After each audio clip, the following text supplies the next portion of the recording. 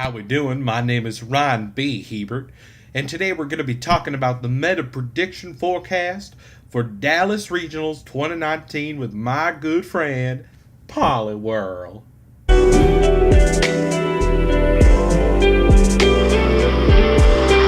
you doing? And welcome back to my channel. Guys, it's been a little while since I posted another video, and I do apologize for that.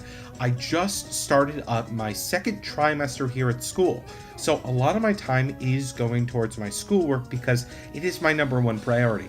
But I won't let you guys down. I am going to keep up with the videos as much as I can, especially when there are major tournaments happening. Meaning that this upcoming weekend is Dallas Regionals. Now, you're probably wondering, Ryan, what do you know? What can you tell me? Can you predict the winning team? Well, not to toot my own horn, but I played in an online tour this weekend with a team that I created and got second place. Now, I don't want to give away that team in this video because I'm going to be doing something with it after Dallas Regionals because I want to spread it to the masses and kind of show all of you what I was doing.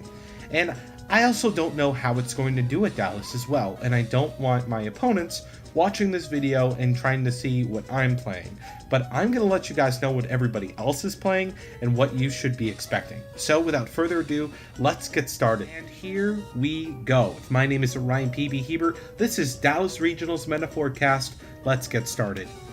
How am I basing my claims? Really great question. I am basing my claims off of a number of resources. VGCstats.com, where I'm about to show you a ton of photos, Peakalytics.com for always showing me the top items, moves, spreads, and everything to know about every single Pokemon in the VGC right now. Thank you very much. TrainerTower.com, because they're providing us with not only how to play VGC, but also some sample teams to play with, which is really nice and much appreciated by myself and all other people in the community as well. And last but certainly not least, various content creators that are putting videos out almost every day, if not every other day, to support the community. I just have a few names below here. I know I don't have everybody, and if you want to be included, reach out to me. I'll put you in the description for sure. But these are people that I watch on the daily when they release a new video, and I look to them for content and that sort of thing. So these are the resources that I am basing my predictions off, so let's get started. Recent in real life tournaments. So I kind of wanted to go through the weekend here, starting on Saturday, the 12th of January, going to the 13th of January, Sunday. So starting out here, we have the Tijuana Moon Series PC. First place, Andrew Weaver, very well known for his use of Victory Bell, getting first place with a Groudon, Yveltal, Stakataka, Incineroar, Tapu Koko, and Victory Bell team. Very commonly, this team is run with Venusaur, but Andrew, liking the Victory Bell, chose to go with that instead. If you're a player and you like to use your own unique mons and it works, I say go for it. Absolutely. And so this is a variation of a very popular team that is running around right now. Like I said, the Victory Bell is usually a Venusaur, but I do want to take notice to our second and third place teams in this event. We're looking at Duskmane Kyogre, folks. This is a possible Trick Room team here. And when I say possible, definitely a Trick Room team. Both running Lurantis, both running Incineroar, both running Lele, and both running Ludicolo. So you not only have the option to start out with Ludicolo Kyogre, but you also have the option to set up a Trick Room and try to sweep with your contrary Lurantis. And last but not least, Haley Aldworth with Groudon, White Kyurem, Meowstic, Incineroar, Tapu Koko, Venusaur. So that White Kyurem usually carrying the ICMZ or the Power Herb, it's usually carrying the Power Herb for its really powerful attack that usually would take 2 turns, but if you use Power Herb, it takes 1 turn. Very similar to Xerneas, but instead of stat boosting, you get off a very powerful move. So, couple teams to take away from here. Yes, you could be looking at a Kyurem in Dallas, Texas, but honestly, you're really going to want to be focused on the Groudon Yveltal team and the Duskmane Kyogre. Moving on to the Seattle Moon Series PC, as you can see, we have those same second and third place teams, but now in first place, Greg Rosen getting first place there. But you might notice that Nate Monroe coming in second with that Jinx team right there with Ho-Oh, Xerneas, Amoonguss, Incin, and Kartana. So Jinx is very interesting because it has access to Fake Out and a lot of other wonderful moves. Its move pool is very, very janky, but at the same time, it works, especially against weather-based teams like Kyogre. Jinx has ability Dry Skin, I believe, so it allows it to live those wonderful water spouts, so it's very nice. Jinx is also pretty fast as well, so it's helpful. And you might notice that Jim in top 4 there has a Kyogre Xerneas team with Tornadus, Kartana, Lurantis, and Lele. So instead of having Duskmane, you do have that Xerneas, and you're not relying on Trick Room as much here because you can't set up Trick Room with the Pokemon on the field at the moment. If you're bringing Jim's team. So unless your opponent is giving you Trick Room, that Lurantis is not... I'm a little divided on it, but we're not going to get into it. And then Shreyas here going with a Kyogre Solgaleo team. Not very common, but Kartana, Feeny, Koko, and Salamence. Salamence an interesting choice, one that I was using in Sun Series because of its Intimidate ability, also resisting Water Spout from Kyogre. Lots of fun there. So now we head into the specific Chicago events, the first one here on the left being my event, with Trevor Rosberg notably getting first in both events with the same team. This is something I'm going to bring up later, but Kyogre, Yveltal, Bulu, Bisharp, Amoonguss, and Blaziken. You might be asking, what does this team do? What's the gist? Basically, your core is the Bisharp, Blaziken, and Yveltal Kyogre. You have bulky grass if you can take advantage of your opponent not hitting those grass types, but for the most part you want to abuse this Life Orb Blaziken that has speed boost obviously, and Defiant Bisharp, which is going to do a ton of damage with Sucker Punch that is also boosted by Yveltal if you have both on the field at the same time. Notably, in second there you have Nate Engstrom's team with Mamoswine and Salazzle. Very interesting Pokemon right there. Salazzle, very fast, has Fake Out, has Encore, has Taunt, has Sludge Bomb, has Flamethrower, has Overheat. So if you're running a Groudon and you don't have that much special defense, there's a chance Salazzle could hurt you in Sun. Not to mention that if you're running a Xerneas, be careful because Salazzle could hurt you. So, various things there. Foster coming down from Wisconsin, I believe. Or Minnesota, one of the two, running this very interesting Volcarona Azumarill team. But this is our, SpaceX, as they call it. Will Lunala be big? I'll talk about that soon. And then Sacha coming in here with Groudon, Xerneas, but most notably having that Gengar on there. Gengar maxing out at 178 speed. Very fast, very powerful Sludge Bomb. Cursed Body doesn't have Levitate anymore, so can you imagine what it would have and what it would do if it had Levitate? Now, notably looking at the right tournament here, we're looking at Alex Aron's team, XY. We're going to bring that up later, but notably having Tapu Fini and Landorus T. Two Pokemon that have seemed to have fallen off the grid here in Sun Series might be making a return. Tapu Fini obviously being used with the common Zygarde Solgaleo teams, but other than that, not much usage unless you paired it beside a Groudon for swagger pressure. And below that, Calvin Chan rocking that Zern Kyogre team, and Foster bringing another variation of the Kyogre Ho-Oh team with Jinx, Naganadel, Togedemaru, and Amoonguss. Now, coming to the Monterrey, Mexico, I believe that's Mexico, PC here, we have a first place team that's very interesting, a second place team that's also quite as interesting, but honestly, everything here for me is pretty standard except for that second place team. The first place team looks interesting, but once again, it's Kyogre, Yveltal. It's very, very popular. The Landorus is interesting, and so is the Raichu, but that Raichu is probably going to be Nuzzle. Faint, Fake Out, can have a lot of stuff. The Ditto is notable. Once again, this second place team is running XY, and there's a Riolu with Prankster, obviously, and Fake Out. And then going over to the Panama Special event. So both of these events took place on Sunday. And so I do want to kind of look at this for a moment and just be like, well, so you have our top team right there. Yveltal, Groudon, Incineroar, Stakataka, Ludicolo, and Tapu Koko. Obviously, Ludicolo being swapped out for Venusaur is the other variant of this team that got top 8 by Samuel down there. But basically, Ludicolo is probably there to better counter Kyogre teams, but the success of this team is no laughing matter. And then right below that is Yveltal Kyogre, Tornadus, Stakataka, Amoonguss, Koko. Gabriel coming in here with an interesting Palkia, Kyogre, Whimsicott, Salazzle, Kartana, Tapu Lele. Now that Palkia probably carrying the Water Z move, a lot of people have been playing with it, most notably Brian Yum, who loves to name it Richard, so everyone calls Palkia Richard, just so you know.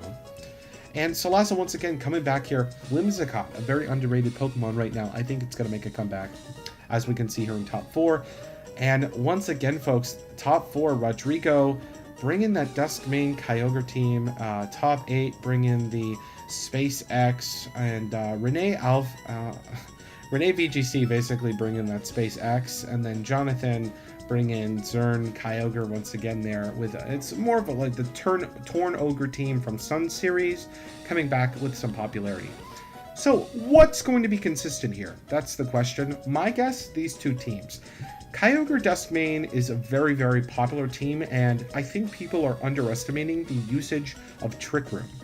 Not enough people are running it right now, so I'm very curious to see how it's going to do at Dallas.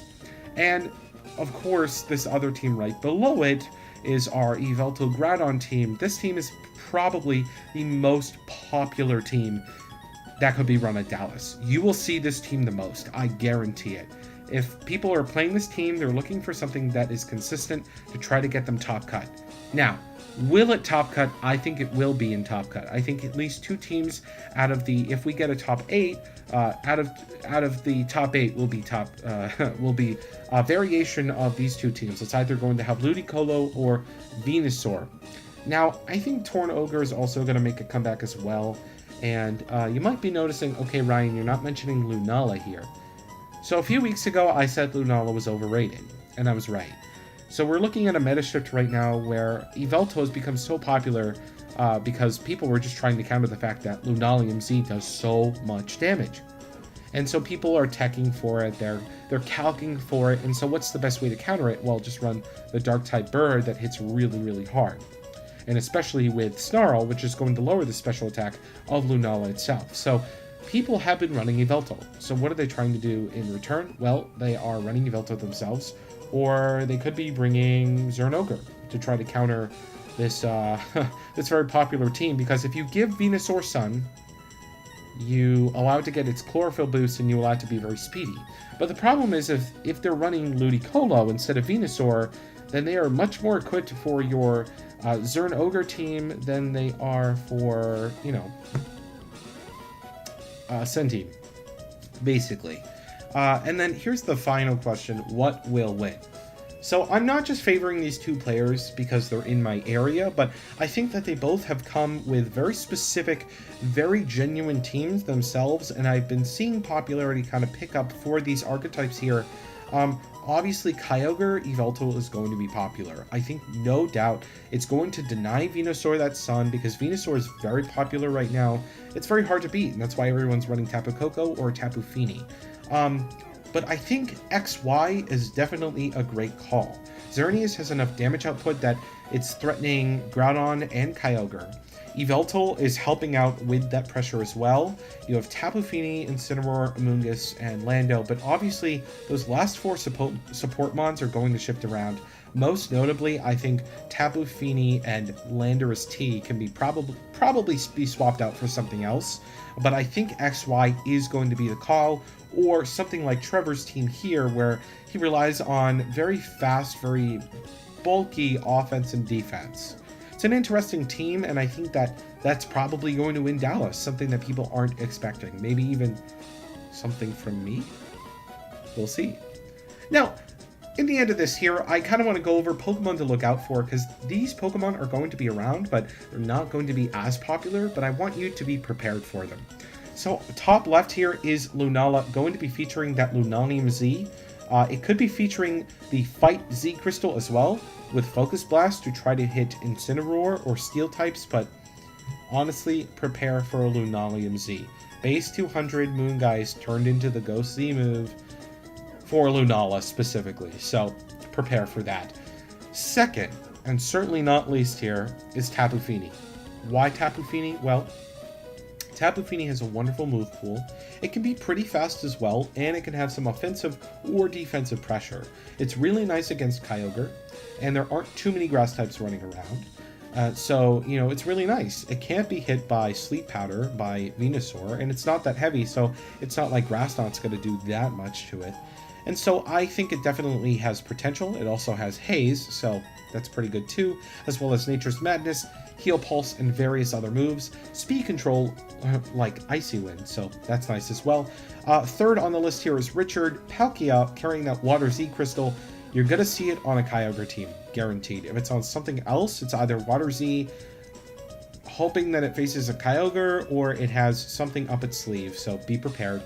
Tapu Bulu. Tapu Bulu, grassy terrain isn't great because you're giving your opponent the advantage of getting health back every turn, but it doesn't matter if they have a Yveltal, if it's in the air. But the thing is that what is Tapu Bulu doing? Well, it's going to be hitting Groudon, it's going to be hitting Kyogre, it's going to just be hitting most Pokemon in general really, really hard as a physical grass type, but it's going to have to watch out for Incineroar's Intimidate, or even Landorus T's Intimidate, which comes up on the bottom row here. These are not in any particular order, just things to look out for, by the way. But Landorus Therian is coming back. The way it's coming back, though, is quite interesting. Is it coming back as physical? Is it coming back as special? You have to consider what the team comps are and what Landorus could be packing. Landorus is so good, remember, because it has a diverse move pool. Grass Knot, Sludge Bomb, Earth Power, Knock Off, Super Power, Earthquake, Rock Slide. I could go all day long. U-turn. With this Pokemon, it's so good, and the thing that it is lacking with it at the moment is that versus a Kyogre, it just gets decimated by a Water Spout, Origin Pulse, Scald, or even an Ice Beam. So you got to be careful if you are using it, but if you're facing it, know that you can probably take it down if it's not AV right away, obviously. Whimsicott is another Pokemon to look out for. It can set weather with Sunny Day, it can set speed control with Prankster, so you have to look out. If you have Tapu Lele, it's not going to be a problem. Is the Whimsicott going to be carrying Encore? Will it be carrying Taunt? Both of them? Will the Whimsicott actually have an attacking move? This is a Pokemon that suffers from not having a fifth move slot, so you'll find out. Shedinja. I can't believe I'm saying Shedinja, but it is being used on the Groudon Yveltal teams. What they try to do is they neutralize all the threats that they think can hit Shedinja for the super effective move, obviously, with its ability Wonder Guard not being able to be taking damage unless it's hit by a super effective attack, so fire type attacks, dark type attacks, that sort of thing, you feel me? So it's very popular. It has Ally Switch, it usually has Shadow Sneak, Shadow Claw, trying to hit Lunala basically as well. So, you know, look out for it. It's popular enough that it could be something to be afraid of. And last but certainly not least is Kommo themselves, basically. So why is Kommo-O on my list here at the end? Well, I mentioned it a few weeks ago, and I'm mentioning it again because apparently Pokemon Online 3, the top name on the Moon Series ladder on Pokemon Showdown, has been using a team featuring Kommo-O with Gothitelle and Groudon. Very interesting team composition, but overall, I think that the Z-move from Kommo-O is very interesting and it's very powerful. If you're facing a Xerneas, not so much.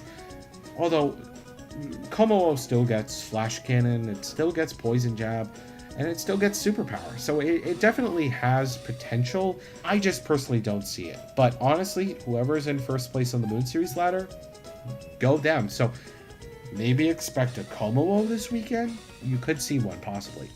Let's head back on over to the other Rhine, shall we? And welcome back. Just as a reminder, that was my meta prediction for Dallas Regionals this upcoming weekend. It's not guaranteed that these will be the things that either win, Top Cut, or UC whatsoever, but these are just the trends and the types of things that have been so common in the past couple of weeks and that have been trending and sort of getting more and more popular as people are trying to figure out what this very niche meta is. People are divided on this metagame right now. Some hate it, some love it. Some just want it to end, and some are so excited that it started. I personally am on the side of being very excited that it has begun, but I have a lot of friends who don't like it, and I understand this, and I have to say to all of you, Ultra Series will come, you'll be happy, you'll be excited, Worlds will be an Ultra Series, but for right now, Moon Series is here, and I'm very excited for it. I cannot wait to give you guys a report on my team that I use at Dallas Regionals. I used it online in a Good Games online tournament. Some people did get to see it, and a lot of my friends who are local to Chicago know the team. I ask that you keep it a secret for now, and when I release the video, you can say everything you want about it, whether you love it, whether you hate it, that sort of thing, but I will be releasing a video on the team that I am using for Dallas. I'm super excited. Thank you so much for watching my video today. I really do appreciate it. If you have any comments, questions, concerns, or agree or disagree, let me know below. I would love to know what you are thinking about for Dallas Regionals, because let me tell you, I'm playing. So if you have ideas about things that I haven't mentioned or said, let me know, because I want to know what's at Dallas Regionals too. So thanks so much for watching. How we doing? Have a great night, day, afternoon. See you later.